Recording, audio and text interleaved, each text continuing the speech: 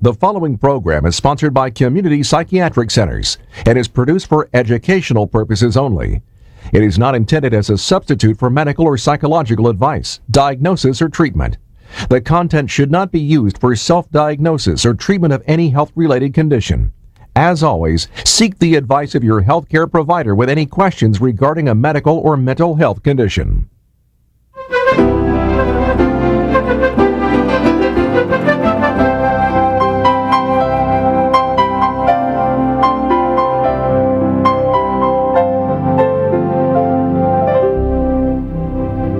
Welcome to Community Psychiatric Centers Presents.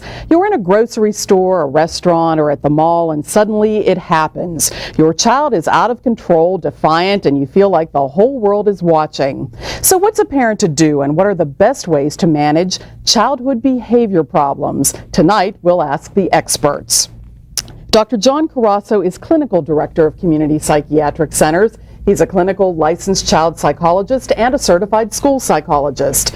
And Dr. Robert Lowenstein is Medical Director of Community Psychiatric Centers. He's a board-certified child, adolescent, and adult psychiatrist and a fellow of the American Academy of Child and Adolescent Psychiatry. Good evening, gentlemen. Good evening. Good evening. We've all seen and certainly experienced a child running through a department store, running roughshod over their parents.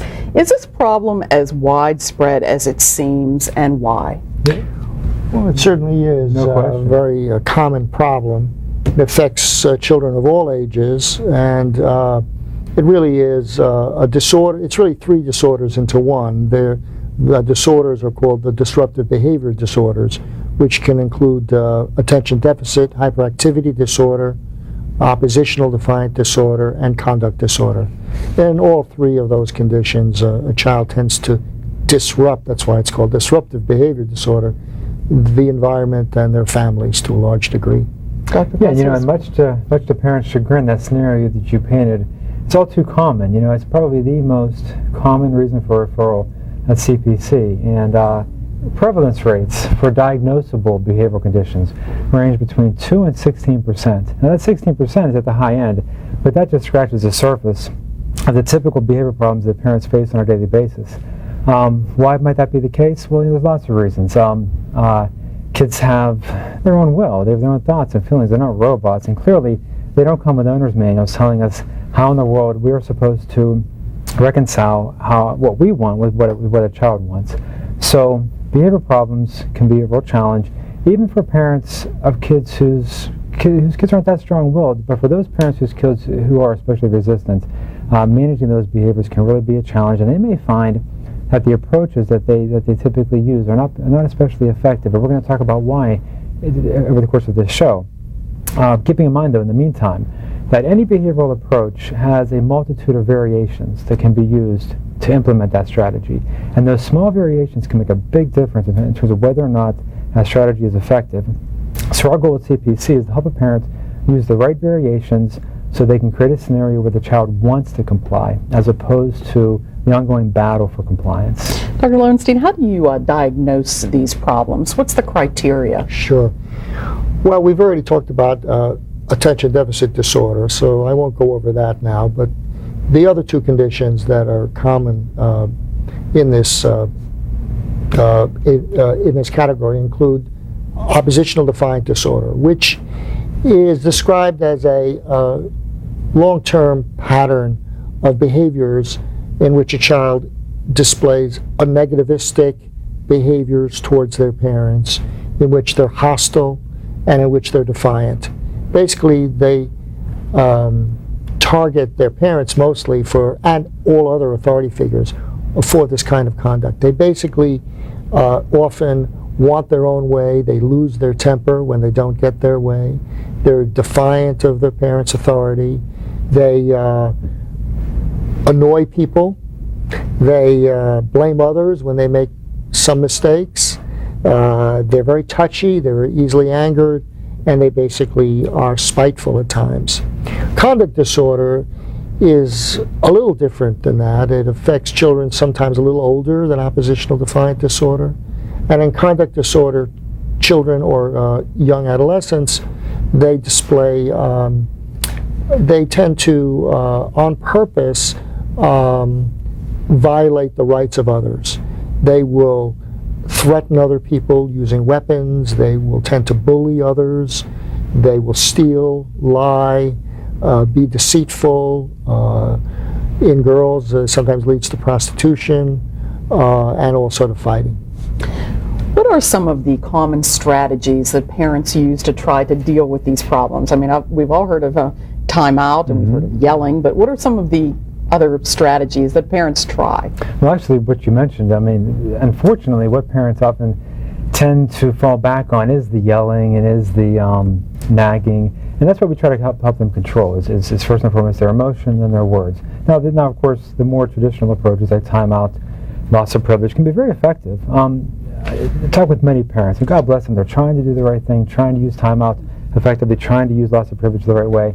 But what we find so often is that they'll intermix yelling and emotion and lots of words and bickering, and combining those two really hamper the effectiveness of the strategies.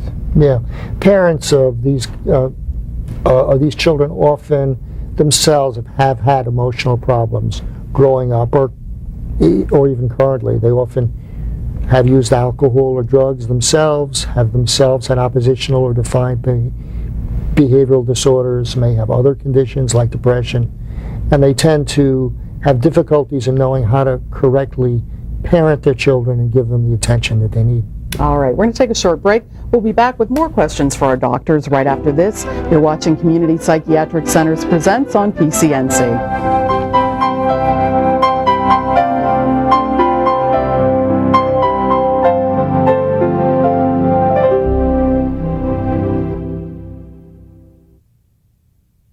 As a parent, you want your child to reach his or her full potential. For children with autism, early detection and treatment can make a world of difference in your child's life. At Community Psychiatric Centers, our autism unit is led by two highly trained and experienced mental health professionals, Dr. Robert Lowenstein and Dr. John Carasso. Their expertise in the field of autism spectrum disorders means you and your child will get individualized help you need every step of the way. Community Psychiatric Centers, connecting you, your community, your world, one family at a time. Sometimes we joke and say, hey, buckle your seatbelts, because we know that anything can happen that night. We're always trying to figure out how to get the news to you as quickly as possible. News is in motion. It is something that never stops, so we never stop. At Channel 11, there is never a slow news day. We all know the mission, and it's to bring breaking news to the audience, to bring local news to our viewers. We are there live on the spot with information that you need to know. Of course it's fast. It's Channel 11 News. It's who we are.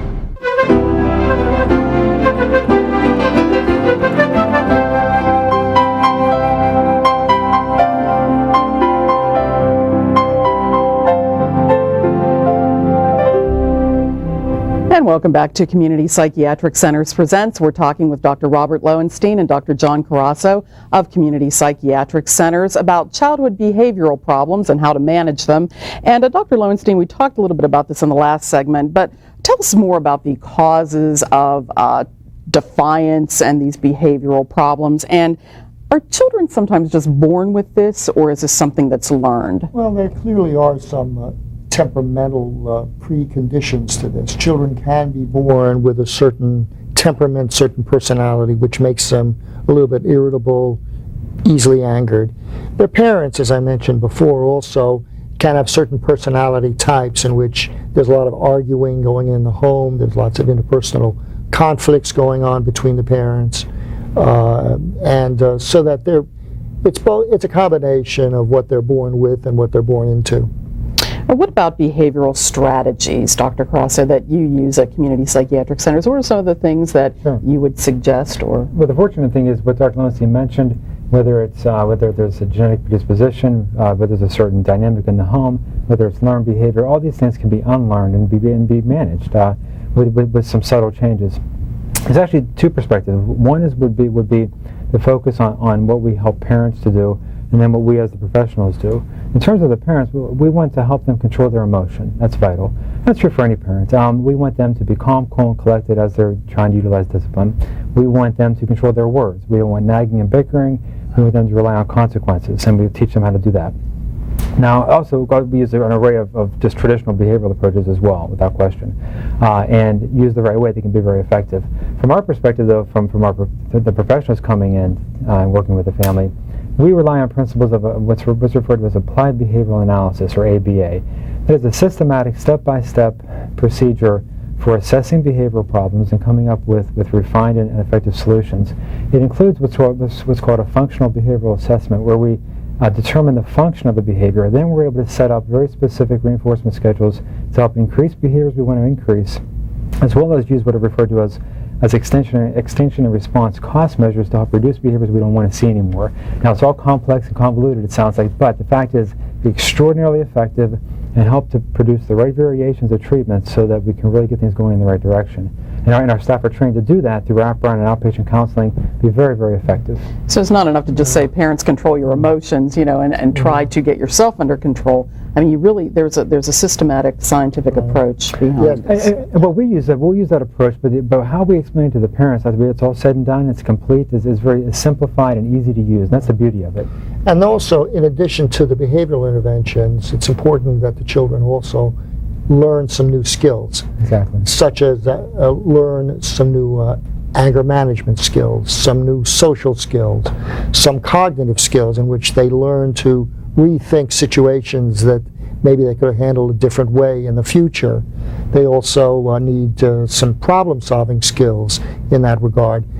Parents and children can also be engaged in family therapy together to be able to improve their communication and learn how to do better together in the home situation. I'm going to ask you about medication in a minute, but that really begs the question about spanking. In the old days it would be, you're that bad, you're going to get a spanking. Sure. Not the old days, still goes on. Right. Spanking never helps. Does not help. Does not help. Never helps. In fact, it could make things worse. It's a situation of where a parent says, don't do as I do, do as I say. And that's not correct. I mean, the parent has to model appropriate behavior for the child.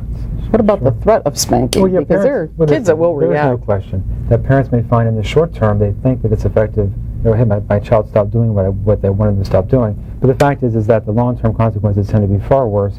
It tends to complicate matters. As Dr. Lindsay mentioned, it sends the wrong message. I'm going to spank you for hitting your sister. It doesn't make any sense. Right. And then secondly, keeping in mind that when parents spank, they're not happy, they're angry. And so it's easy to cross the line into abuse. Also, it creates many bad side effects of revenge and anger. And then thirdly, there's so many other more effective strategies. There's so many other strategies that are so much more effective. Why would you spank? You don't have to do that. What about medication? When is that warranted, or is it? Yeah, well, the thing about these conditions is that they're rarely seen alone.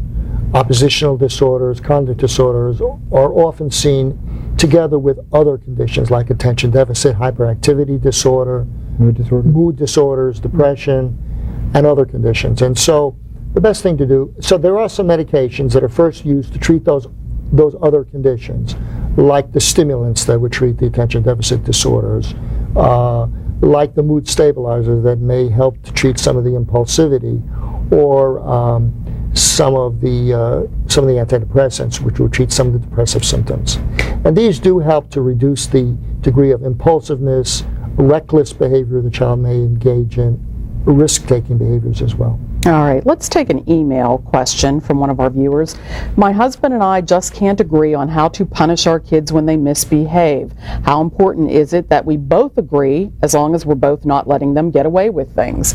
Interesting question, because often you'll see that in a family. There's a dynamic where the mother's saying one thing, the father's saying another, and the kid just is getting away with murder. Well, that's how these things go awry. When parents can't agree on what the rules are, or how to apply punishments or consequences for bad behavior, then the child gets away with what they shouldn't get away with, and things spiral downward.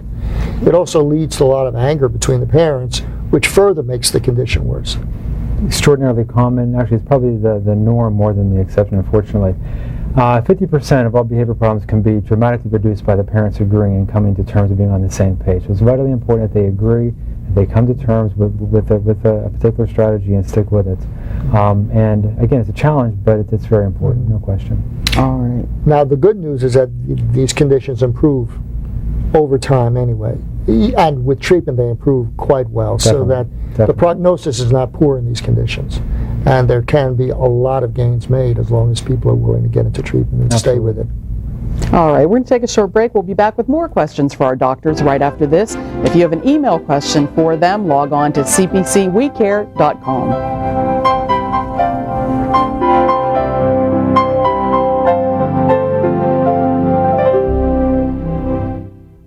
Every parent has sweet dreams for their baby, but what happens when the unexpected happens? When a child develops slowly, has trouble talking, or withdraws into a world all by himself? Today in America, an estimated 1 in every 150 children is diagnosed with autism. And while there is no known cause and no known cure, an early diagnosis can make a major difference in an autistic child's life. At Community Psychiatric Centers, Dr. John Carasso and Dr. Robert Lowenstein have more than 50 combined years of experience diagnosing and treating many thousands of children and adolescents with autism spectrum disorders.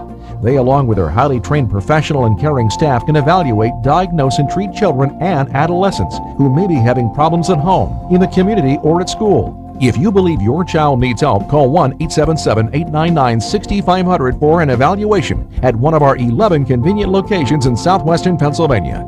Community Psychiatric Centers, connecting you, your community, your world, one family at a time.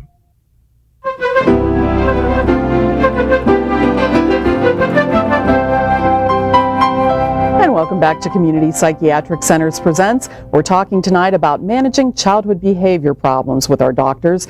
And one of the things that parents are often told to do is to use behavior charts or those sticker charts. Are these effective at all? They are effective part of the way. They can help a child to gain control over behaviors that are maladaptive. They can consequence a child or reward a child to act in ways that are expected by the adults in their environment. However, this needs to be combined with learning new skills to deal with their own internal anger, their frustration tolerance, and learn how to get along better with other people and not misperceive and misread what other people are thinking about them. In short, they can be helpful without question. One of the challenges, though, is that they are sort of a pain. I mean, they're not easy to use in the long run, in the sense that parents find them to be cumbersome, and they'll usually use them for a week or so, gung-ho, and then tend to fade off with them. For behavior problems that are more mild, that can be okay. We can use other measures. But for behavior problems that are more severe, behavior charts can be really instrumental in helping things to go in the right direction. They help to keep things focused, help to provide consistent reinforcement, also help to track progress over time, because we can see firsthand there are the stickers, either there or they're not, and we can track things better with it that way. And they work best with a younger age child. That's true too. It wouldn't work well with an adolescent. The adolescent needs more positive rewards, a little bit more freedom, for example. That goes a long way. Now, are there ways that parents can inadvertently, without meaning to, encourage bad behavior? Well, parents can encourage bad behavior. They sometimes can project onto the child the thought or the feeling, you're just like my brother, or you're just like my father, who was bad in a certain way, and certainly that does encourage bad behavior, even unconsciously. And one reason why professional help can be such a support, because it's so easy to inadvertently use a strategy in a way that backfires. For example, a parent may think, I'm standing firm, and my child's crying, they want a snow cone, they want whatever they want, I'm not going to give in, it's before lunch, that sort of thing. The child continues, 15-20 minutes goes by, the child's still tantruming. Finally, the parent's fed up and says, okay, I've had it, here's your snow cone, please be quiet. Well, what they've just said is they've just reinforced not just the crying, but a 20-minute tantrum is what they just reinforced. And so they actually would have been better off giving it right away. As crazy as that may sound. But that's one of the things that we help to do. We help to recognize where parents are trying to do the right thing but falling short in certain ways, which is very easy to do in many, many respects, and helping them to intervene more effectively. What about all the behavioral programs advertised on the radio or on TV? Do you think they work, and do you find them effective and recommend them? Well, the wraparound services really works with children of this type. In order to help these children, you need a continuum of care services that really approaches the child in all areas of their functioning, both at school, in the community, and at home. And the more you get to know their life in general and help them in all those areas, the better off the child will be. So these services, particularly if they're able to be given in the home and in the schools, really work. And what we find is this, is that a parent calling into a radio program or whatever, or something, to buy something to get help for their child, I mean, they're having serious behavior problems with their child, and they're really struggling. And what we find is, especially in those situations, what works and what's equally important is not just sound interventions, but specific and individualized strategies that are specific for that child. You can't get that in a radio program, but you can get it through face-to-face intervention with a professional, working with that child and helping with these strategies. All right, let's take another email question. My husband and I have tried everything and have been consistent in dealing with our 8-year-old little boy. It's just not working. I don't know what to do next. Any suggestions? Well, we often get this a question asked of us, and the answer is you really have to see what they're talking about. When they say, well, we've tried everything, you've got to find out, what does everything mean? How does it look? Sometimes a parent will say, well, I tried that, it didn't work. But when we get into the home and we see what really is tried, maybe it's not quite the way the parent thought that they had tried it, and you really need somebody to work with the family in the home to really improve those situations. So, I'd mentioned at the outset that there are a multitude of variations for any given strategy. For example, a parent decides that they're going to take away a certain privilege. All right, I was just dealing with a parent just the other day about this. It was an initial assessment. The parent was telling me how they would remove the television from their 5-year-old, which actually could be effective, but they would do it for like a month. Now, for a 5-year-old, actually for almost any child, that's just too long. And I can't get into now as all the nuances of that, but that makes that strategy totally ineffective. And so refining those strategies and using them more appropriately can advance things in the right direction very quickly. It has to be age appropriate. Age appropriate, it has to be individualized. And if the consequences are accompanied by anger and applied in an angry way, then the child will identify the consequence with anger and will be hurt and angry back, and then you've got a war going on in the home. Exactly. The consequence has to be immediate, reasonable, understandable, and applied easily to the child. It's not that important to sometimes, kill a fly with a hammer. Exactly. All right, we'll be back with some final questions for our doctors right after this. You're watching Community Psychiatric Centers Presents on PCNC.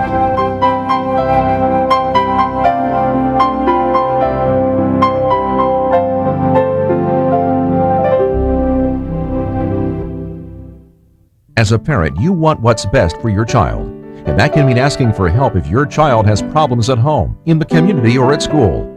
At Community Psychiatric Centers, our highly trained professional staff offers mental health diagnosis, treatment, and therapy to your child in their natural environment, at home, at school, in the community, or at one of our 11 southwestern Pennsylvania locations. One phone call can change a life. Community Psychiatric Centers, connecting you, your community, your world, one family at a time. The morning news doesn't begin at 5 a.m. It begins as soon as the 11 o'clock news ends. Viewers want to see what is new this morning as I'm getting up. Overnight news. When people are about to head to work or to school, they need to be able to turn that TV on and know what's happening in news, what's happening in traffic, what's happening in weather. Local news. No matter when you tune in, we're going to be able to update you on what's happening at that moment. Channel 11 Morning News from 5 to 7 a.m. News coverage you can count on. Time is precious in the morning. Everybody at Channel 11 News knows their mission, and that is local news.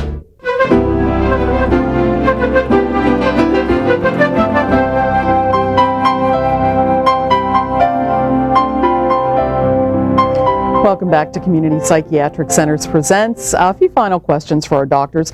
What about the expected outcome of these child behavioral problems? Or is this something that's going to last a long time, or is there a finite? Well, surprisingly, these children do pretty well over time.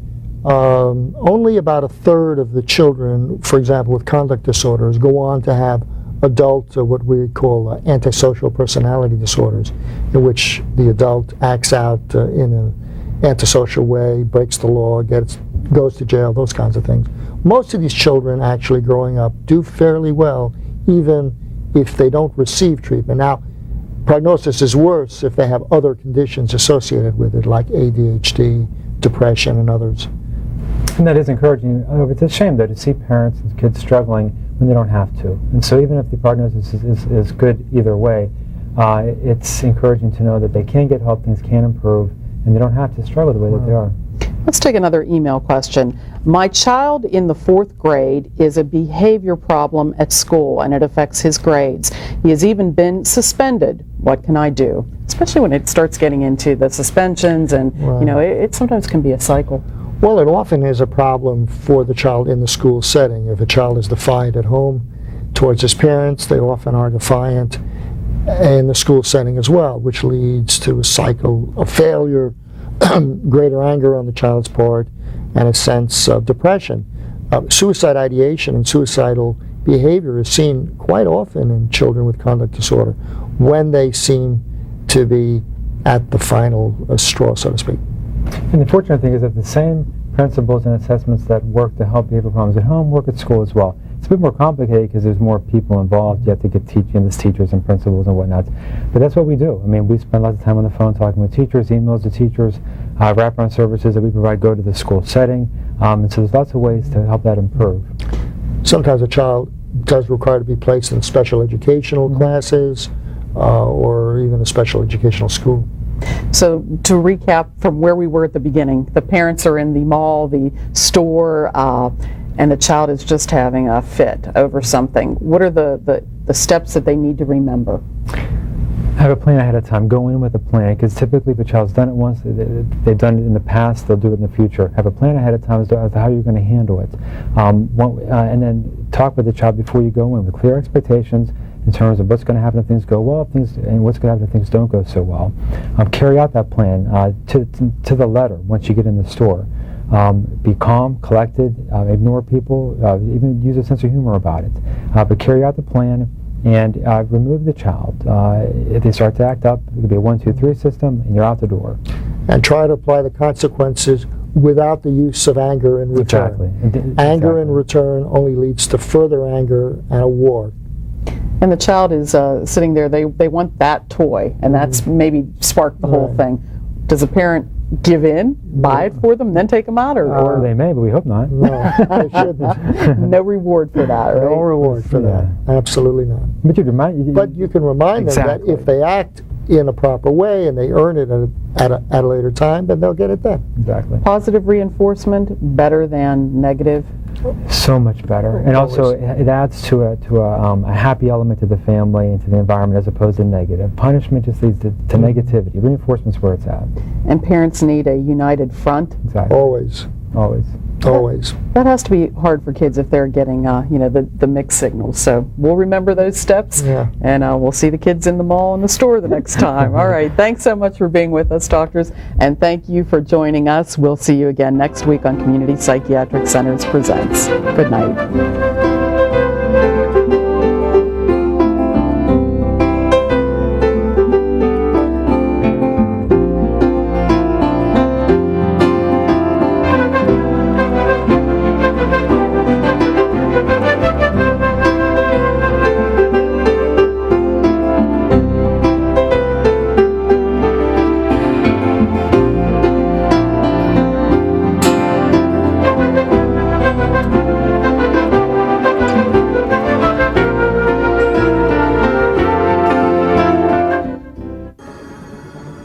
At 5 o'clock, you can depend on us. To cover news that happens in the area where you live. Because local news is what we do at Channel 11 News. Every day, our reporters and photographers are in local neighborhoods. I'm Vanessa Quippa. In Greensburg. We are here in the city of Butler covering important local stories. Reporting live from Bell Vernon. Reporting all the facts. Just got off the phone with Homestead Police. I'm David Johnson. And I'm Peggy Finnegan. If local news is what you want at 5 o'clock, Count on Channel 11 News at 5.